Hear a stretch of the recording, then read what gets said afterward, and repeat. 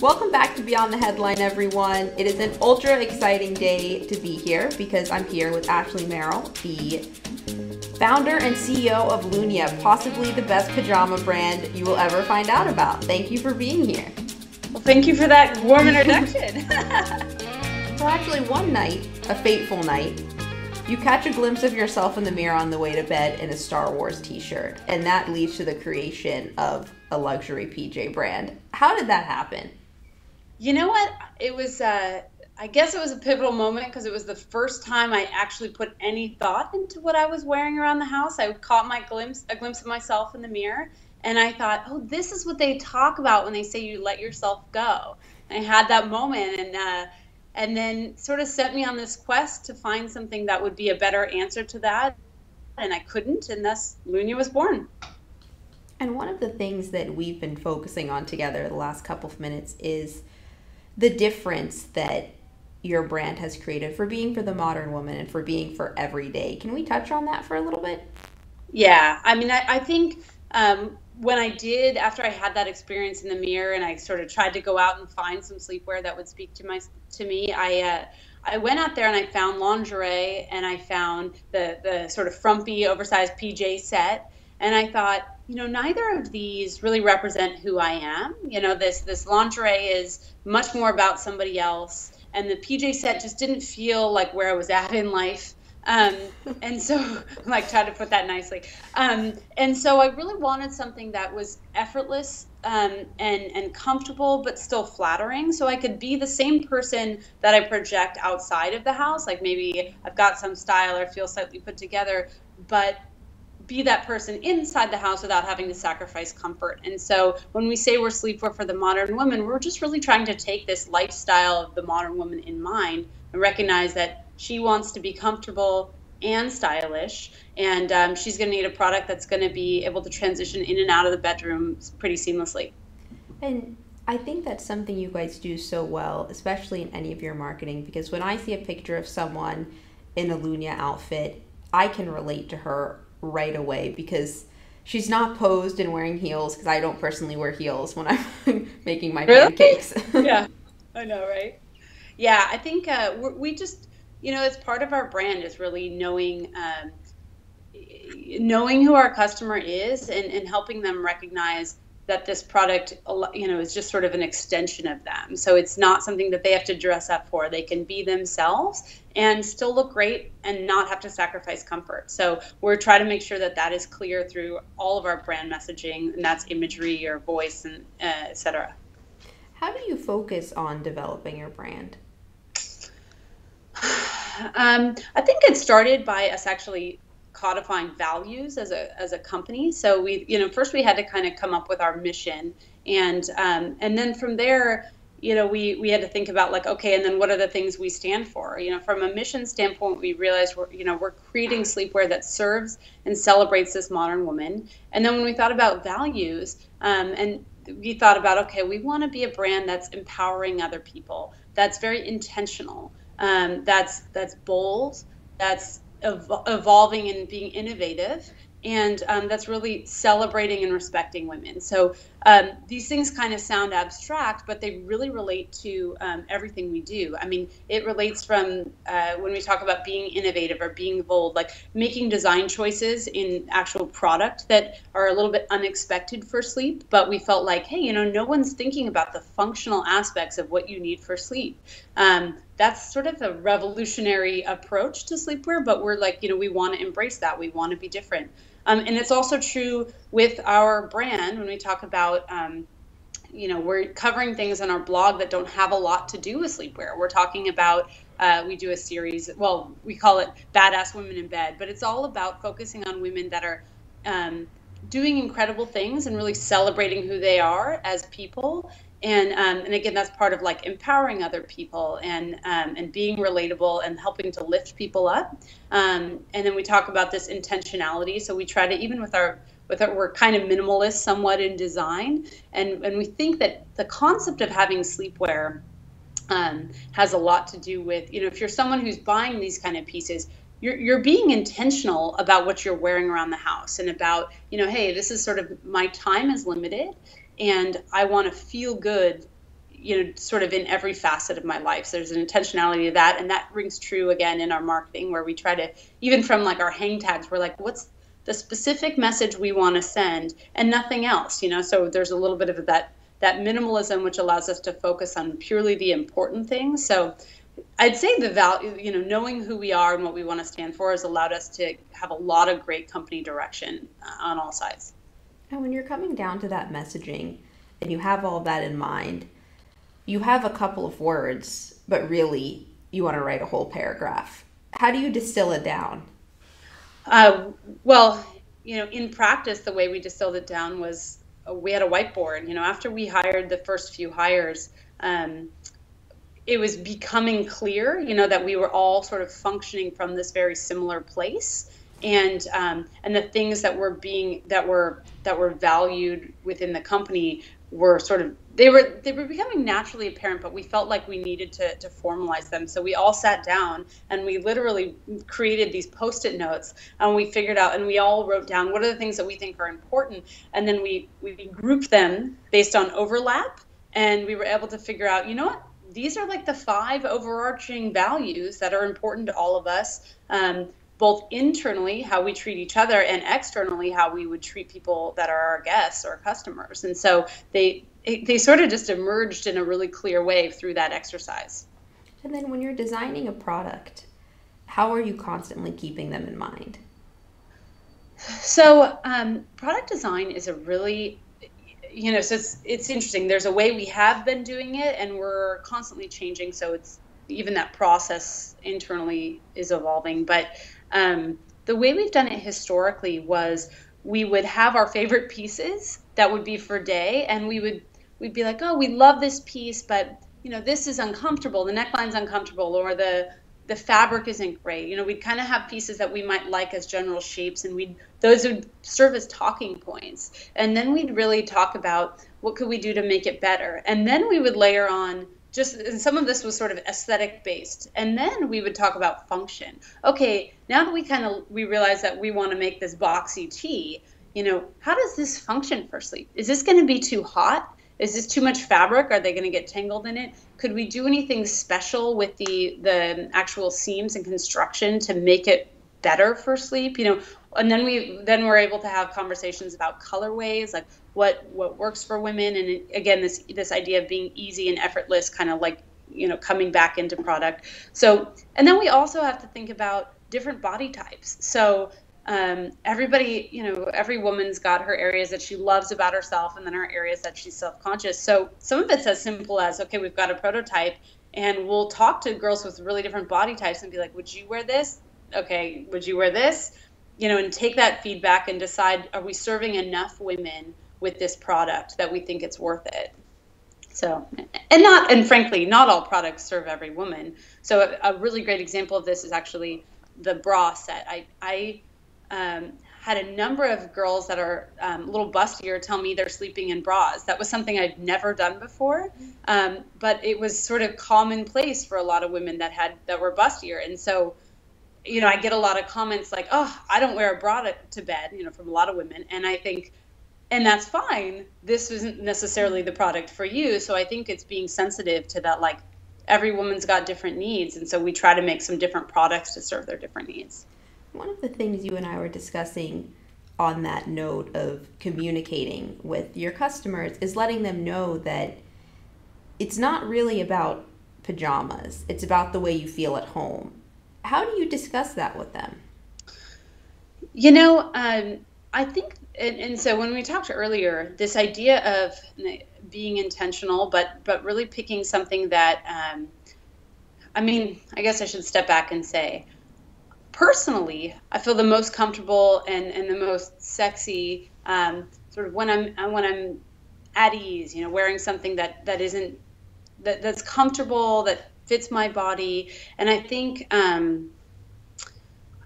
that's something that we really want to be for women in general, is sort of this easy answer for that just like fits in their lifestyle.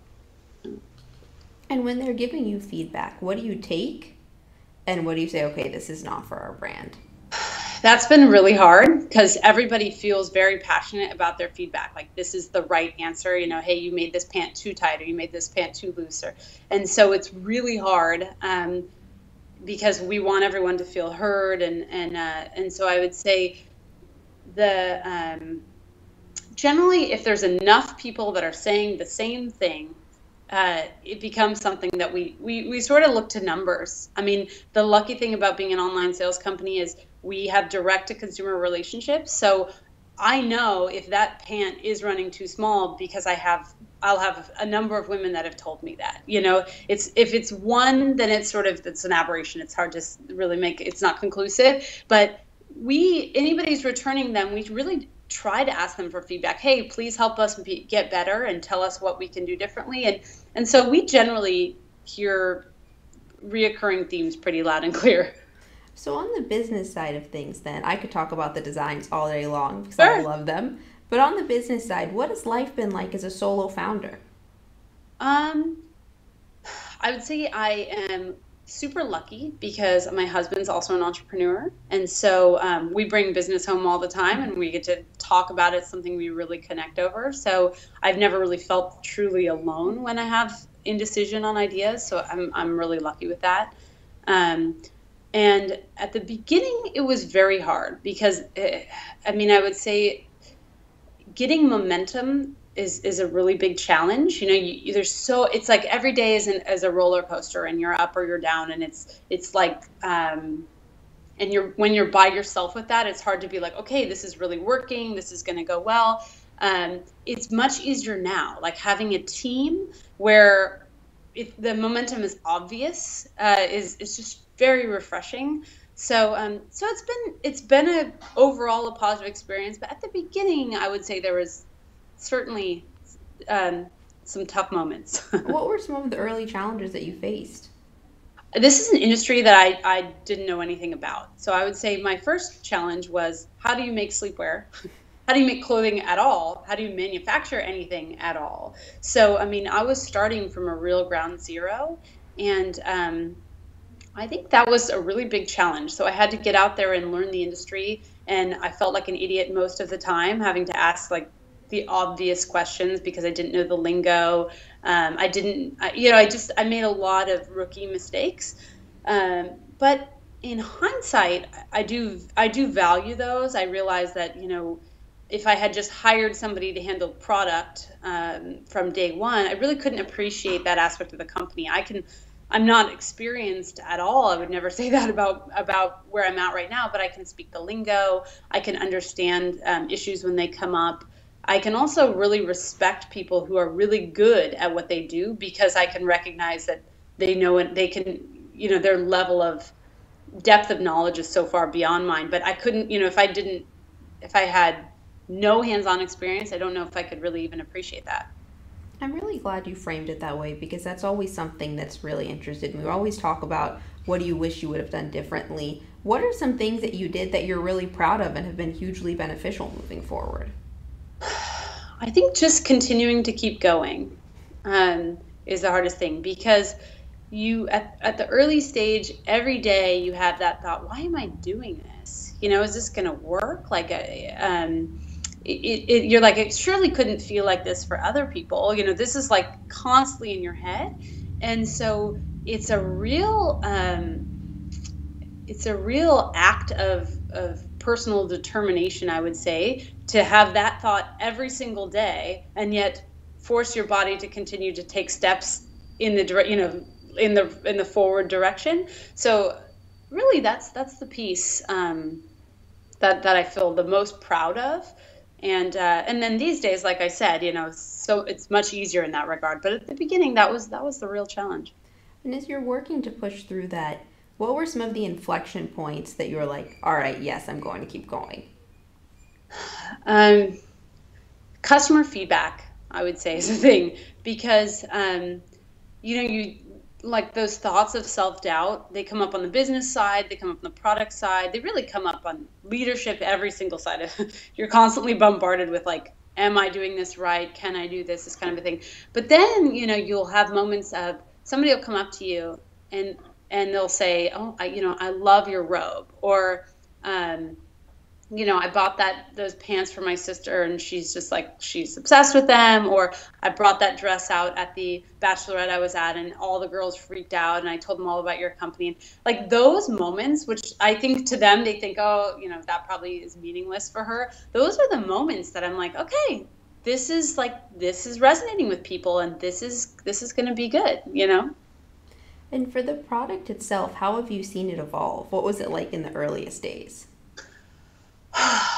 Okay, in the earliest days, I started this company in October 2012, and it was me in a room for a long time, and so nothing happened very quickly, and it took me probably a year and a half to ship my first line. So I think just like if you just look at timeline, it's a really great way to see how much progress we made. And now we're able to ship things seasonally. So just in terms of shortening that experience, I mean,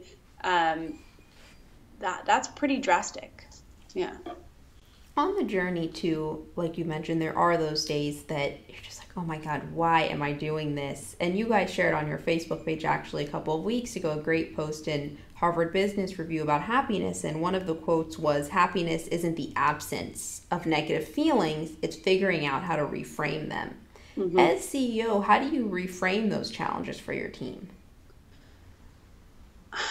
I mean, I would say I probably chose a team of people, and we chose each other, that are comfortable with adversity and challenge. I would say, right there in our values is this sort of idea of empowering and overcoming, and those things are real, because each of us within our areas that we're responsible with constantly feels like we're doing things we've never done before, and that we have moments of self-doubt, and so I think it being part of the culture that like we're all hungry, like we're doing this because we're all personally invested in the success of the company. That's why people join startups. Like they can go make more money working for a bigger company. I think that's sort of pretty understood at this point, but people do it because they want to believe in something, they want to be a part of something that they're passionate about, and they are excited about challenge. So in some ways the group's a bit self-selecting, and I would say I'm lucky to be a part of a team that they see challenge as something exciting. How big is your team now? There's about 6 of us. So it must feel a lot better than just being one person in a room. Oh, hallelujah. Yeah, seriously. I love when you were mentioning your team that you said you chose each other. Yeah. Well, in the early days, I think you feel more desperate to choose people because you're like, oh, they like what I'm doing and I'm underwater, and you almost like try to. I felt like I made some mistakes trying to make something fit on occasion. And it's something I've really come to learn, that you have to be confident and selective because the right people are pretty immediately obvious. So it's like when you just, that sort of like adage of, when you meet people, you just know. I think it's true. When you meet people, you sell the company to them, but also not too hard. You want people that are like, I get it and I'm excited, because if I had to push you beyond, if I had to oversell the company, when you get here in the day to day, you're not going to be happy. I want you to be excited about what you're doing, but I want you to come in of your own accord, and so I do find that idea of being bought in, and that I think goes across anything. Like once they join the team and every project they work on, I think this idea of generating buy-in, so people feel like they're making their own decisions. So they're not doing it because you told them to do it. They're doing it because they believe it's the right answer. And frankly, they're joining the team at Lunya because they believe that it's going to be something awesome. So it's that idea of like people are really, they need to choose it for themselves. When you mention that autonomy too, how do you develop that type of culture so it feels like, hey, come here and you can take the lead and do what you want, but also not like, good luck, I'll be over here doing my own thing?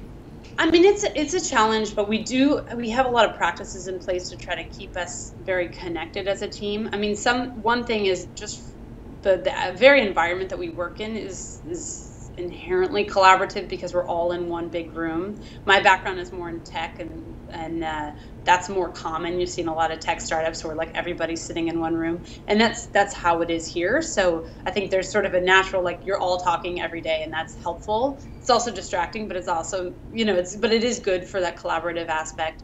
We do weekly stand-ups so that we know what the other person's working on, and we're able to, it forces those connections so that people, they're clearly having independent responsibility for their own task. They're putting it up on the board and they're owning it. But then it also gives them that opportunity to be like, you know what, I have a dependency on this person. And so it forces that connection of, hey, like, I'm responsible for this thing, but I just realized I need you to help me with this other thing. So let's work on that. And then they can prioritize together. And so I think it just helps force some of those conversations. And then lastly, I would say our like entire office is whiteboarded. And it's the whiteboarding exercises are great. I think I'm a real question asker person by nature. So I never I don't generally have an answer and go, yep, this is it, and feel instantly good about it. I got to poke holes in it, like, from every direction. And so what generally happens is we'll have a thought or an idea, and then we'll end up getting almost the whole team to sit down and just poke holes on it together. And I think that process actually helps get people really bought in, so that by the time we come to a solution, they all felt like they had a hand in it. Even if it wasn't what they chose, they kind of understand how we got there. And I think that helps people to know what they're working towards and why. What are some of the solutions that you guys have come up with as a team the last year that have been really instrumental in acquiring customers and building relationships so you become their sleepwear brand, not just a one-time purchase? I would say it's more of a philosophy. So, we sort of talk about this. One of our values, again, is like, it's you matter. And I think it's you matter internally, like, when we're dealing with each other, it's treating other people with respect, but it's also from a customer standpoint. Like, we really, really do care about doing right by our customers. So I'd say from like a customer happiness perspective, we're always trying to think about, it's not about that one sale. Like, I care about that sale. I want that girl to buy her pair of pants, but I really care that she loves, I care about her emotional relationship with our company. And so much so that I think each one of those interactions is an opportunity to create an evangelist. So we really value those highly, and I would say that's something that we're always thinking about. How do we make this customer excited by the product, but also by the brand, so it's something that they want to share with their sister and brother and best friend. What are some ways that you do that? I love that every customer has the potential to be an evangelist. I think some of it is really just how we treat them. People will ask us questions about, fit is one of the things that comes up a lot as an online clothing company. And, someone's like, they'll give us their dimensions and ask us which size they are. And so sometimes it means like the three of us get up and we all put on the small, and we're all different body types, and we'll like take pictures or we'll measure our own dimensions, and we're getting back to them and we're like, hey, okay, the three of us put it on, and she's this and she's that. And this sounds crazy. I mean, this doesn't scale. Don't get me wrong. I realize this doesn't scale, but it's because we really think like our first customers are taking a chance on us. And so we don't take that lightly. And so I think when that kind of experience happens, it's not uncommon for us to go back and forth with people in emails like a ton of times. And by the end, we're like, have fun at the vacation you're taking. We like know everything about them. But I'd say but those are the people that are going to help us survive as a brand and make us the kind of brand we want to be long term. What are some things that you guys have done also to raise awareness and bring them to your brand?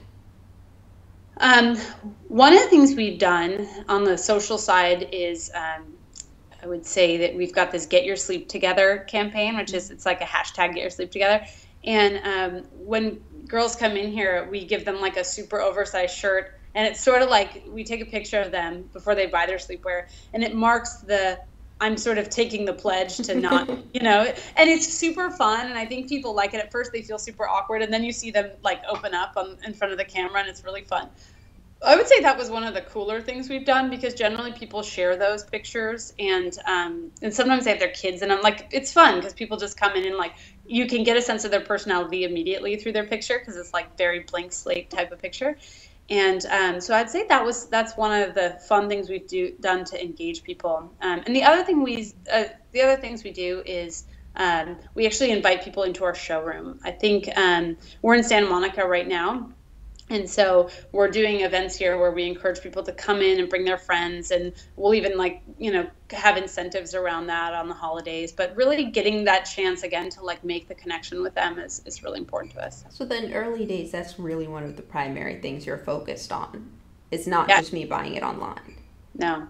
I mean, I'd love for you to buy it online. I'd like when you do that. But I think it's really it's brand relationship. I want, I think in this day and age, if you just want like a whatever white t-shirt, you're going to go to Gap and buy your whatever white t-shirt, and it's going to be cheap and you don't care about it. But I think what a lot of people want is they care to know, they want to know the story behind it. And I think that's something like, and they want to have a relationship with the brand, and they want to know they're working with a company that has good intentions and and wants to serve them. So I'd say that's really important for us. You guys have also done some partnerships with other LA startups, right, for campaigns like Parachute? Yeah. How has that helped? It's been fun. I would say it does help create some awareness, and it definitely, I'd say it helps, but it's just a little by little process. I think sometimes people expect that, you hear a couple success stories where things seem like overnight successes. It's really like, that hasn't been my experience with other founders I talk to. I think you're just sort of generally like, you're inching away at building these relationships with people. So the Parachute partnership was a great part of that. I think we've done some cool things with Lonnie and some influencers or Instagrammers and whatnot, and just helping to again, like chip away at awareness is really how that goes. What are some things over the last year also that have been unexpected on the journey but have been really instrumental to Lunya? Unexpected but instrumental. I would say I don't know if they're. I have trouble answering, having something both unexpected and instrumental, but I would say that each team member has really brought their own voice to the company. So it wasn't really unexpected. I sort of knew that as we built the team, it was going to bring so much to the company. But I think I've been impressed with how of how instrumental that has really been. Like it's exciting to watch. People that are super creative come and they get a sense of who your Lunya girl is and the problem you're trying to solve, and they interpret it in their own way. And I find that to be super exciting, because it definitely, it's like, you get stuck and you're, okay, this is like my idea for my company. And then you bring in other people and this just becomes so much broader. And I love that. So not necessarily unexpected, but I've been impressed with how drastic that's been. And was it a natural transition for you to be working alongside other people, especially when the brand really was just your vision? How does it feel to have other people say, well, why don't we do it this way? I think I have loved it, because I'm not someone who was just naturally, like I said this earlier, but I don't just naturally go, yep, this is the way to do it. I'm not like inherently confident about every decision I make. I like to poke holes in all my own ideas too. So having more ideas and more people makes me just feel like decisions are that much more thorough. But I do think it matters. I did have to come to a certain point where I realized I am a customer of Lunya. I am one of these women that is having a problem solved. So my opinion is really valid. And so we did do an exercise where we actually created the woman we're solving, like this sort of a fictitious woman, and figured out what are the problems we're solving for her and how do we fit into her life in a way that's like really exciting. And I think once we defined that, it made it really easy, because I didn't need then to be involved in every single decision that was being made. People had, they were able to interpret it on their own because they had sort of a foundation to work from. I love it. So before we go, I have to know, as you look to the next year and the next couple of years, what's your big vision for Lunya?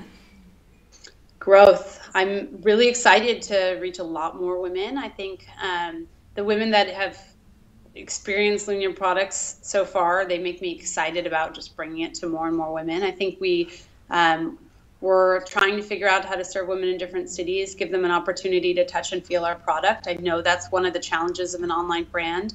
I can't just say to you, our stuff is the softest ever. Maybe you'll believe me, but it's actually true. People come in here and they run their hand down our products in the showroom. They're blown away by the caliber of fabrics that we're using. I need to figure out, so we're really motivated by figuring out how do we give more women that opportunity to interact with the product and touch it and feel it, because then I don't really have to be selling, it sells itself. I love it. And last question, you went to culinary school, right? Yes. Wow, I had that up. I have to bring this up. I wasn't going to let the interview end without it. What are your 3 favorite things to make? Oh, 3 favorite things. I would say my husband really likes, and I like to cook things that other people like to eat. So he really likes when I make bolognese. So that's one of the things I like to make because he likes to eat it. I love, I do this like Moroccan lamb dish that has dates and oranges in it. It's really good. And then a third one would be anything, I don't know. I want to be like anything with dark chocolate in it, but I don't think that counts. No, that counts because I'm big on chocolate. Good. All right. So that's all I got. Was culinary school fun? It was awesome. It's surprisingly grueling. It was like, 5 hours a day on your feet getting yelled at. It was kind of like militaristic in style. Or if you've ever seen Hell's Kitchen where they make you, you're like, yes, chef. It's that. Oh, wow. Yeah, it wasn't like recreational cooking school. It was very like most people went from that school into becoming a chef, and so it was intense, but it was fun. Awesome life skill. Good life skill. Good thing you chose Lunya and not the intense yelling. Yeah, totally. How can everyone stay up to date with you, and then also stay up to date with the site and how they can start ordering and become Lunya evangelists? I think definitely follow our email list. That's a great way to keep current. We're on Facebook, we're on Instagram, we're on Pinterest. So I think like we're in almost every social channels, and we try to do different things through all the social channels. Instagram is great. Yeah. Well, and that's what I mean. You broaden the team and you get more creative vision. But yeah, I think every outlet feels different, and so should be fun and interesting to follow. Great. Well, thank you so much for sharing your story with us. Well, thank you so much for your time. I really appreciate it.